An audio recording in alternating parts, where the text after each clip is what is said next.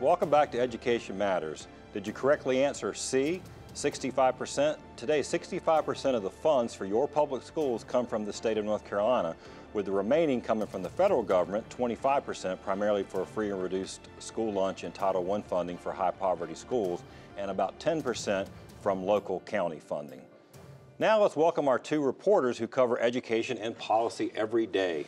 Thank you for both being here. We've got Mark Binker from WRL News. You probably see Mark, if you're a regular REL viewer, standing next to his colleague Laura Leslie down at the General Assembly. So we know you're down there a lot. So we're going to talk to you about the budget. And then we've got Lynn Bonner. Lynn is with the News and Observer, based in Raleigh, covers education and other policy issues for the newspaper. So Lynn, thank you for being here. Thanks for having me. All right. Well, I'm going to start with you, Mark.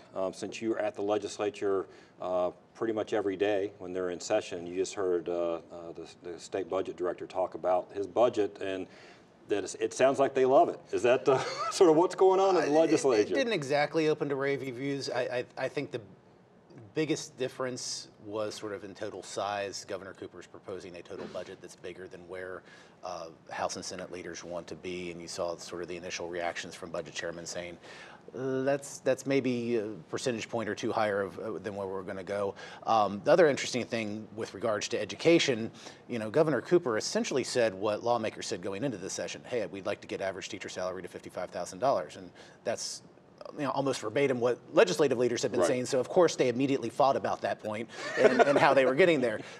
So yeah, there's sort of some signs of them getting along, but there's also just the normal kind of prerogatives as governor versus legislature that they're quarreling with each other already too. Yeah. So what are you watching as it sort of starts to heat up? And sort of what are the tea leaves you're reading down there? But right now we're watching lawmakers very carefully pick through both the governor's budget and the continuation budget, and they are maybe taking a little bit longer run up this year than they have before.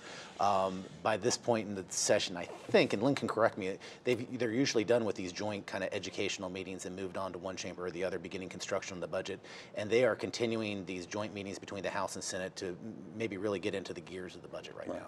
So what about that, Lynn? Sort of where, what are you seeing and what are you watching for, listening for as the budget starts? Well, one of the biggest disconnects is over private school vouchers.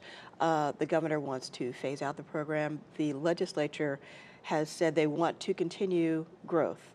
So that is something that we already know they disagree on. $10 million a year for the next decade, right? Exactly, more exactly, and the opposite of a phase out. So we're looking at that. Also with the voucher supporters coming out with more Democrats, African-American Democrats, saying they support vouchers in homeschools. So the political dynamic is starting to change just slightly. One of the disconnects I find with the budget and some of the discussions, I cover policy as well, is we've gotten really kind of consistent reports on the side of the State Board of Education about highly effective teachers not staying in struggling schools, and the difficulty in keeping those teachers and highly effective principals in struggling schools, and what to do about that. There seems to be some sort of disconnect between what they know, what the data shows, and people who can set policy and make laws on how to solve that problem so that there are fewer DNF schools potentially, because teachers have an incentive to stay in those schools. Right. Mark, it always seems when the budget, when it comes to education, there's usually something that's a couple of hot ones. Obviously, teacher pay is always going to be there, but teachers' assistants was kind of the thing 2 or 3 years ago. That seems, at least so far, I haven't heard much about that, but it's this class size issue is looming large, we hear from school leaders. Yeah, and this was something that was meant well last year, where the legislature said, gosh, we gave you sort of a direction to head in terms of class size, and we're not seeing you get there. So we really mean it. We're gonna have this smaller ratio of students to teachers in the classroom. That sort of had a domino effect. there are other parts of the budget. There's sort of a difference between your class size and your class allotment. I mean, it's just sort of a bureaucratic difference that, if you sat down to read it as a regular human being, you wouldn't notice.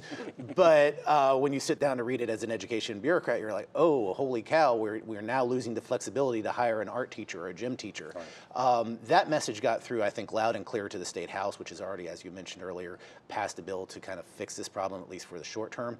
I think the Senate is much more skeptical of it, just because sort of the historical, I mean, this is a bad word to use, but sort of jury rigging of how it was done is just sort of done in shorthand and never really spelled out.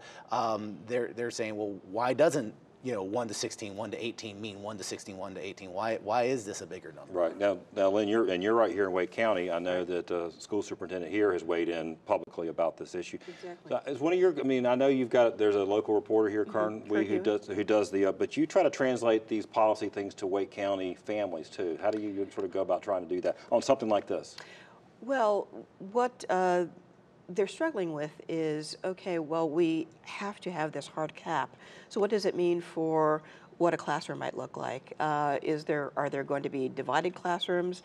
Do they have to have more mobile classrooms? How quickly do we have to put those in place? Is there going to be gym or music?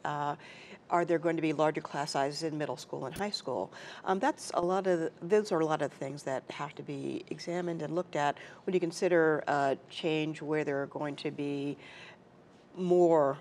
considerably more K-3 teachers. Right. Is that what well, in Wake County, one of the things they're struggling with is, okay, if we do this, where are we going to conjure 400 additional classrooms from? Right. So it's not just the teachers; it's actually the space, the physical actual space. rooms. And then you multiply that over counties across the state, and all of a sudden, all those counties are going out to, say, mobile classroom suppliers at the same time, and those mobile classroom, man, we're getting a lot of orders. So there are just some physical things that compromise this reality as well as philosophical. Right. We're almost out of time, but let me, for both of you, real quickly, what should we be watching for? What are what are you watching? And if you care about education, what are the big bills?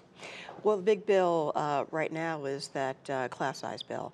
How quickly, if at all, if the Senate moves on it, and what the schools do to respond. Mark? Overall, it's education. Can the governor and the legislature get what they want in terms of teacher funding, as well as come to some sort of agreement on these school choice issues like vouchers and like charter schools, where there's just some, not the monetary disagreement may not be huge, but the philosophical disagreement is pretty big. Thank you both for being here. You guys are great. We love what you do to help to keep us informed about what's happening in education and policy, so thanks so much. When we come back, this week's Leadership Spotlight.